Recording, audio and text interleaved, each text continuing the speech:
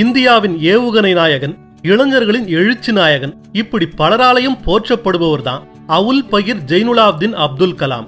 ஒரு ஏழ்மையான குடும்பத்துல பிறந்து விஞ்ஞானியாக வளர்ந்து பிறகு இந்தியாவின் முதல் குடிமகனாகவும் இருந்தவர் ஐயா அப்துல் கலாம். இப்படி உலகம் அறிந்த உன்னத தலைவரான இவருடைய வாழ்க்கையில நடந்த சில சம்பவங்களை பத்தி இப்ப பார்க்கலாம் வாங்க.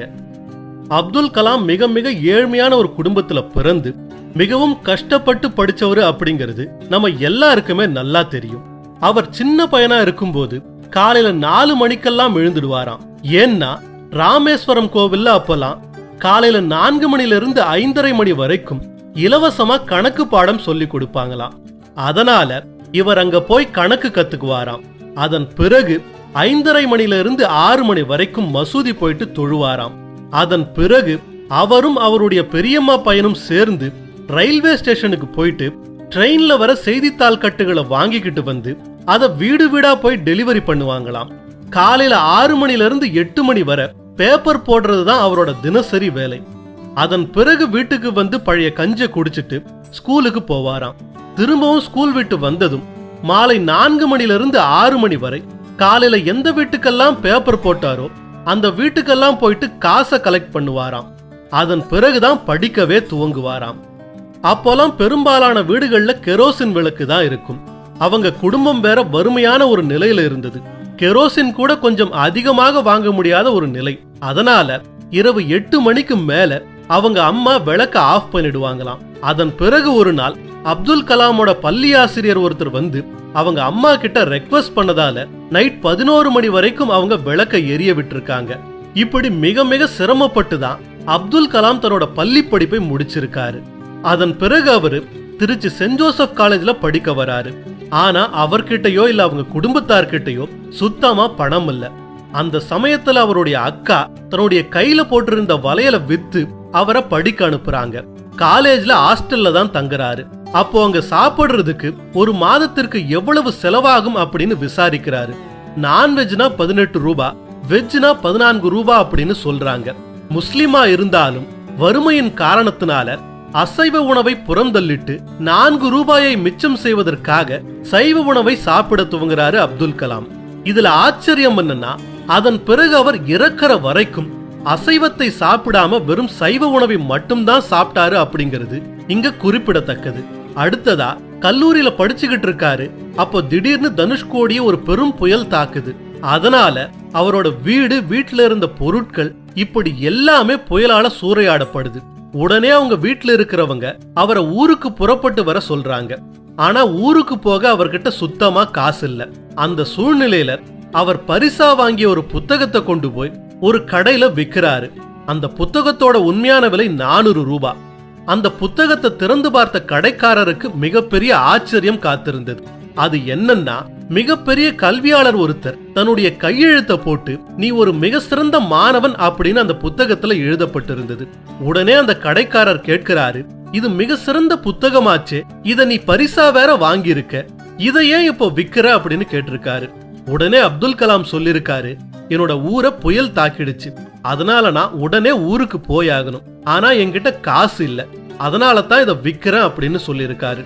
ஊருக்கு போக உனக்கு எவ்வளவு செலவாகும் அப்படின்னு அந்த கடைக்காரர் கேட்டிருக்காரு. 60 ரூபாய் செலவாகும் அப்படின்னு அப்துல் கலாம் சொல்லியிருக்காரு. உடனே அந்த கடைக்காரர் அந்த புத்தகத்தை வாங்கிக்கிட்டு 60 ரூபாய் கொடுத்து அனுப்பியிருக்காரு. அதன் பிறகு சில காலங்கள்ல அந்த புத்தகத்தை அதே கடையில இருந்து அப்துல் கலாம் 60 ரூபாய் கொடுத்து மீட்டும் இருக்காரு. அப்துல் கலாம் ஜனாதிபதியா பதவியேற்கிற விழாவுல உங்க சார்பா நீங்க ஒரு 150 பேரை அழைச்சுக்கிட்டு வரலாம் அப்படின்னு அப்துல் கலாம் கிட்ட சொல்றாங்க. உடனே அப்துல் கலாம் சொல்றாரு, என்னோட சார்பா 22 ஃபேமிலி மெம்பர்ஸ் வருவாங்க, அதோட 100 இந்திய இளைஞர்கள் வருவாங்க அப்படின்னு சொல்றாரு. உடனே பாதுகாப்பு படையை சேர்ந்தவங்க சொல்றாங்க, 100 இளைஞர்களை அந்த ஃபங்க்ஷன்ல புரோட்டோகால் படி அனுமதிக்க முடியாது, அதனால உங்க சொந்தக்காரங்களை மட்டும் வர சொல்லுங்க அப்படின்னு சொல்லியிருக்காங்க. உடனே அப்துல் கலாம் சொல்லியிருக்காரு, இளைஞர்களை அனுமதிக்காட்டி நான் ஜனாதிபதி பதவியை ஏற்க மாட்டேன் அப்படின்னு திட்டவட்டமா சொல்லியிருக்காரு.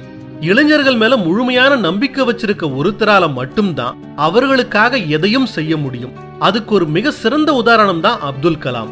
அடுத்ததா அப்துல் கலாம் ஜனாதிபதியான பிறகு ராஷ்டிரபதி பவனுக்குள்ள போறாரு. போகும்போது 2 பெட்டியை மட்டும் தான் கொண்டு போறாரு. அப்போ அங்க அவரோட ஷூவை கழட்டி வைக்கிறதுக்காக அங்க வேலை செய்யற ஒருத்தர் வேக வேகமா வந்து அவரோட ஷூவை கழட்டுறாரு. உடனே அப்துல் கலாம் கேட்கிறாரு, எதுக்காக நீ ஏன் ஷூவை கழட்டுற அப்படிங்கிறாரு. உடனே அந்த பணியாள் சொல்றாரு, இதுதாங்க என் வேலை, இதுக்காக தான் நான் சம்பளம் வாங்குறேன். உங்க ஷூவை பாலிஷ் போடுறதுல இருந்து கழட்டி மாற்ற வரைக்கும் என்னோட வேலை தான் அப்படின்னு சொல்லியிருக்காரு. உடனே அப்துல் கலாம் அவரை பார்த்து யூ ஆர் டிஸ்மிஸ்ட் அப்படின்னு சொல்லியிருக்காரு. உடனே அந்த பணியாள் சொல்லியிருக்காரு, ஐயா நீங்க இப்போதான் ஜனாதிபதி ஆகி ராஷ்டிரபதி பவனுக்குள்ள வரீங்க, நான் இங்க பலகாலமா இருக்கேன், நீங்க வந்ததும் முதல் வேலையா என்னோட வேலையத்தான் காலி பண்ணணுமா அப்படின்னு சொல்லியிருக்காரு. உடனே அப்துல் கலாம் சிரிச்சுக்கிட்டே சொல்லியிருக்காரு, இனிமே நீ என்னோட ஷூவை கழட்டி மாட்டலாம் வேணாம், அதெல்லாம் நானே செஞ்சுக்கிறேன், இங்க இருக்க செடிகளுக்கெல்லாம் தண்ணி ஊத்து, அதுதான் இனிமே உன்னோட வேலை அப்படின்னு சொல்லியிருக்காரு. அடுத்ததா அப்துல் கலாம் ஜனாதிபதியா இருந்தபோது ஜார்ஜ் புஷ் இந்தியா வராரு. அவர் ஜனாதிபதி மாளிகைக்கு வரும்போது அங்க இருந்த கார்பெட்டுகள் எல்லாம் பார்த்து இது எல்லாம் ரொம்ப பழசா இருக்கே, இதையெல்லாம் மாத்திருங்க அப்படின்னு சொல்லியிருக்காரு. உடனே அப்துல் கலாம் சொல்லியிருக்காரு, மன்னிக்கணும், அதையெல்லாம் அவ்வளோ சீக்கிரம் மாத்த முடியாது, ஏன்னா உங்களை பொறுத்தவரை அது வெறும் கார்பெட், ஆனா என்ன பொறுத்தவரை இந்த நாட்டுக்கு பெருமை சேர்த்த மிகப்பெரிய மகான்களோட காலடி தடம் பட்ட கார்பெட்டுகள் அது அப்படின்னு சொல்லியிருக்காரு. அடுத்ததா ஒரு சமயம் அப்துல் கலாம் ஒரு சின்ன ஸ்கூலுக்கு போறாரு. அங்க இருக்க பெண் பிள்ளைகள் கிட்ட ஐஸ்வர்யா ராய் உலக அழகியானதற்கு என்ன காரணம் அப்படின்னு கேட்கிறாரு. ஒரு மாணவி சொல்றாங்க, ஐயா அங்க இருந்தவங்களையே அவங்க தான் அழகா இருந்தாங்க அப்படிங்கிறாங்க. அடுத்த மாணவி சொல்றாங்க, ஐயா அங்க இருந்தவங்களையே அவங்க தான் அறிவாளியா இருந்தாங்க அப்படிங்கிறாங்க. அடுத்த மாணவி சொல்றாங்க, ஐயா நான் அந்த போட்டியில கலந்துக்கல, அதனால தான் அவங்க உலக அழகி ஆனாங்க அப்படின்னு சொல்லியிருக்காங்க. அதை கேட்ட அப்துல் கலாம் சொல்லியிருக்காரு, I think this is the correct answer. பெண்களுக்கு இந்த மாதிரி எப்பவுமே அதிகப்படியான தன்னம்பிக்கை இருக்கணும், அது இந்த நாட்டுக்கும் நாட்டு மக்களோட வளர்ச்சிக்கும் மிக முக்கியம் அப்படின்னு சொல்லியிருக்காரு.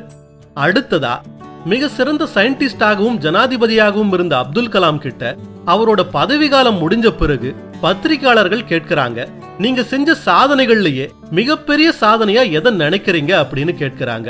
உடனே அப்துல் கலாம் சொல்றாரு, நான் ஒரு ஸ்கூல்ல பேசி முடிச்ச பிறகு நேஷனல் ஆந்தம் பிளே பண்ணாங்க, ஆனா அங்க கடைசி வரிசையில இருந்த குழந்தைங்களால சரியா எந்திரிச்சு நிக்க முடியல. நேஷனல் ஆந்தம் முடிஞ்ச பிறகு நான் அவங்கள போயிட்டு பார்த்தேன், அவங்களுக்கு போலியோ அட்டாக் ஆகி இருந்தது, அதோட அவங்களுக்கு செயற்கை கால் பொருத்தப்பட்டு இருந்தது. அவங்க கிட்ட விசாரிச்சதுல அவங்களால சரியா நடக்க முடியாதுன்னு சொன்னாங்க. அதற்கு காரணம் அவங்களுக்கு பொருத்தப்பட்டிருந்த செயற்கை கால்களோட எடை 4 கிலோவுக்கு மேல இருந்தது. உடனே நான் அங்கிருந்து என்னோட ஆய்வகத்துக்கு வந்தேன். செயற்கை கால் குறித்து தீவிரமா சிந்திக்க துவங்கினேன். அப்போ ராக்கெட் செய்யறதுக்கு பயன்படுத்தக்கூடிய ஒரு பொருளை வச்சு வெறும் 400 கிராம்ல ஒரு செயற்கை காலை கண்டுபிடிச்சு அந்த குழந்தைகளுக்கு பொருத்தினேன். அதன் பிறகு அந்த குழந்தைகள் துள்ளி குதிச்சாங்க. அதுதான் நான் செஞ்சதுலயே மிகப்பெரிய சாதனையா நான் நினைக்கிறேன் அப்படின்னு அப்துல் கலாம் ஐயா சொல்லி இருக்காரு. அடுத்ததா ஒரு சமயம் ஒரு சின்ன கிராமத்துல உள்ள பள்ளியில அப்துல் கலாம் பேச போயிருக்காரு. அப்போ அங்க இருந்த மாணவர்கள் கிட்ட இந்தியாவோட எதிரி யாருன்னு நீங்க எல்லாம் நினைக்கிறீங்க அப்படின்னு கேட்டிருக்காரு. ஒவ்வொருத்தரும் ஒவ்வொரு விதமான பதிலை சொல்லி இருக்காங்க. ஆனா ஸ்னேகா அப்படிங்கிற ஒரு மாணவி வறுமையும் வேலையில்லா திண்டாட்டமும் தான் இந்தியாவோட மிகப்பெரிய எதிரி அப்படின்னு சொல்லியிருக்காங்க. அதை கேட்டு அப்படியே கண் கலங்கி இருக்காரு கலாம். அவர் எழுதின இக்னைட்டட் மைண்ட்ஸ் அப்படிங்கிற புத்தகத்துல this book is dedicated to Sneha அப்படின்னு குறிப்பிட்டிருக்காரு கலாம். அடுத்ததா ஒரு சமயம் தன்னோட சொந்தக்காரங்க எல்லாம் ஜனாதிபதி மாளிகைக்கு வராங்க. அவங்க ஊரை சுத்தி பார்க்கறதுக்கான எல்லா ஏற்பாடுகளையும் கலாம் ஐயா செய்யறாரு. அவர்களுக்கான சாப்பாடும் ஜனாதிபதி மாளிகையிலே வழங்கப்படுது. ஒரு 4 நாள் இருந்துட்டு அவங்க எல்லாம் ஊருக்கு கிளம்பிடுறாங்க. அதன் பிறகு அவங்க அங்க சாப்பிட்ட செலவுல இருந்து ஊரை சுத்தி பார்க்க உபயோகிச்ச கார் செலவு வரைக்கும் எல்லாத்தையும் கணக்கு பார்த்து தன்னோட சொந்த காசை கவர்மெண்ட்டுக்கு கொடுத்திருக்காரு கலாம். தன்னோட நெருங்கிய சொந்தங்களா இருந்தா கூட அரசு காசுல சாப்பிடக்கூடாது அப்படின்னு நினைச்ச ஒரு உன்னத மனிதர் கலாம். இப்படிப்பட்ட ஒரு தலைவரை இனி இந்த இந்திய நாடு பார்க்குமா அப்படிங்கிறது சந்தேகம்தான். அடுத்ததா அப்துல் கலாம் விஞ்ஞானியா இருந்த காலத்துல அவருக்கு கீழே வேலை செஞ்ச ஒரு விஞ்ஞானி ஒரு நாள் அவர்கிட்ட வந்து, இன்னைக்கு நான் 6 மணிக்கெல்லாம் வீட்டுக்கு கிளம்பணும், அதுக்கு எனக்கு பர்மிஷன் வேணும் அப்படின்னு கேட்டிருக்காரு. எதுக்காக 6 மணிக்கெல்லாம் கிளம்ப பர்மிஷன் கேக்குறீங்க அப்படின்னு அப்துல் கலாம் அவர்கிட்ட கேட்டிருக்காரு. உடனே அந்த விஞ்ஞானி சொல்லியிருக்காரு, இன்னைக்கு என்னோட பையனை நான் சயின்ஸ் எக்ஸிபிஷனுக்கு கூட்டிட்டு போறேன்னு சொல்லியிருக்கேன், அதுக்காகத்தான் இந்த பர்மிஷன் சொல்லியிருக்காரு. அதன் பிறகு மாலை 6 மணியை கடந்தும் அந்த விஞ்ஞானி வீட்டுக்கே போகாம மிக கடுமையா வேலை செஞ்சிட்டு இருந்திருக்காரு. 8 மணி வாக்குல தான் அவருக்கு வீட்டுக்கு போகணும் அப்படிங்கிற ஞாபகமே வந்திருக்கு.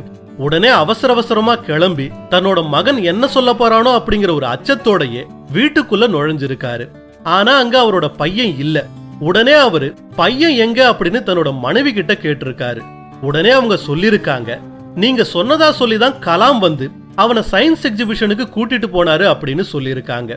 அதை கேட்ட அந்த விஞ்ஞானி கண் கலங்கி நின்று இருக்காரு. எப்படி ஒரு மனிதன் மிக சிறந்த தலைவனா இருக்கணும் அப்படிங்கிறதுக்கு ஒரு மிக சிறந்த உதாரணமாக வாழ்ந்தவர் ஐயா அப்துல் கலாம் அவர்கள். அடுத்ததா அப்துல் கலாம் ஜனாதிபதியா இருந்த காலத்துல ஒரு இடத்துக்கு அவர் கார்ல போறாரு.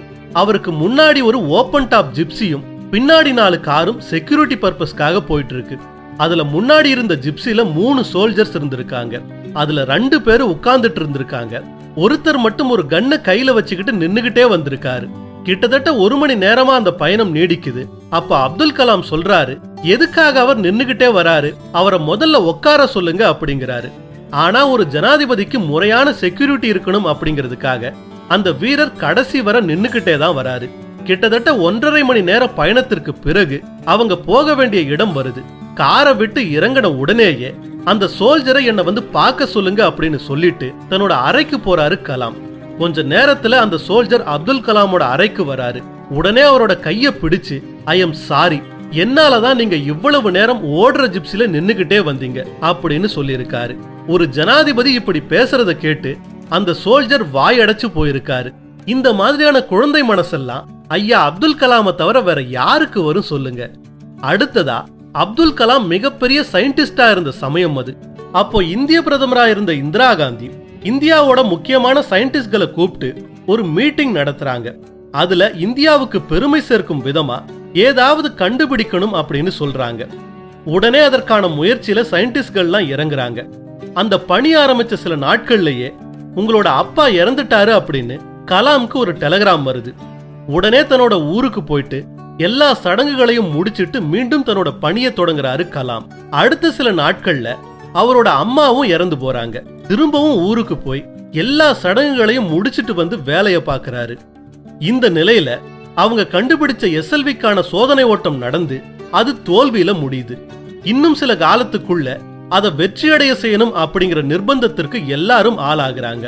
அந்த சமயத்துல அவரோட படிப்பு செலவுக்காக தன்னோட கையில போட்டிருந்த வளையல கழட்டி கொடுத்த சகோதரியோட கணவர் இறந்து போறாரு. திரும்பவும் ஊருக்கு போயிட்டு சடங்குகளை முடிச்சிட்டு வந்து பணியை தொடர்றாரு கலாம். அதன் பிறகு SLV ப்ராஜெக்ட் வெற்றி பெற்று விண்ணை கிழித்து பறந்தது. ஒரு மனிதன் இந்த நாட்டை எவ்வளவு நேசித்திருந்தால் பல பேரிழப்புகளுக்கு மத்தியிலும் துவண்டு போகாம தொடர்ந்து உழைச்சிருக்காரு அப்படிங்கறத நாம சிந்திச்சு பார்க்கணும். தன்னோட பதவி காலம் முடிஞ்சு அப்துல் கலாம் ஜனாதிபதி மாளிகையிலிருந்து கிளம்புறாரு. வரும்போது எந்த 2 பெட்டியை கொண்டு வந்தாரோ போகும்போது அதே 2 பெட்டியோட தான் கிளம்புறாரு. அப்போ உங்க செடிகளுக்கு தண்ணி ஊத்திக்கிட்டு இருந்த பணியால கூப்பிட்டு தன்னோட பெட்டி மேல தண்ணியை ஊத்த சொல்றாரு. ஐயா, இந்த பெட்டியில முக்கியமான ரெக்கார்ட்ஸ் ஏதாவது இருக்குமே, அது மேல எப்படி நான் தண்ணியை ஊத்துறது அப்படின்னு அந்த பணியால் கேட்கிறாரு. உடனே அப்துல் கலாம் சொல்றாரு, இந்த ஜனாதிபதி மாளிகையோட ஒரு தூசி கூட என்னோட வரக்கூடாது, அதனால இந்த பெட்டி மேல தண்ணியை ஊத்து அப்படின்னு சொல்லியிருக்காரு. இப்படிப்பட்ட நேர்மையான ஒரு மனிதர் வாழ்ந்த காலத்துல நாமும் வாழ்ந்திருக்கோம் அப்படின்னு சொல்றதே நமக்கு பெருமைதான். மிகச்சிறந்த மனிதரான அப்துல் கலாமோட வாழ்வில் நடந்த சில சம்பவங்களை உங்களோட பகிர்ந்துகிட்டதுல பயாஸ்கோப் பெருமை அடைகிறது. இந்த பதிவு குறித்த உங்களோட கருத்துக்களை கமெண்ட்ல பதிவு பண்ணுங்க. இந்த வீடியோ உங்களுக்கு பிடிச்சிருந்தா லைக் பண்ணுங்க, ஷேர் பண்ணுங்க. அதோட மறக்காம பயாஸ்கோப் சேனலையும் சப்ஸ்கிரைப் பண்ணுங்க. மீண்டும் ஒரு நல்ல பதிவோடு உங்களை சந்திக்கும் வரை உங்களிடமிருந்து விடைபெறுவது உங்கள் நண்பன் சதீஷ் ராஜ். நன்றி, வணக்கம்.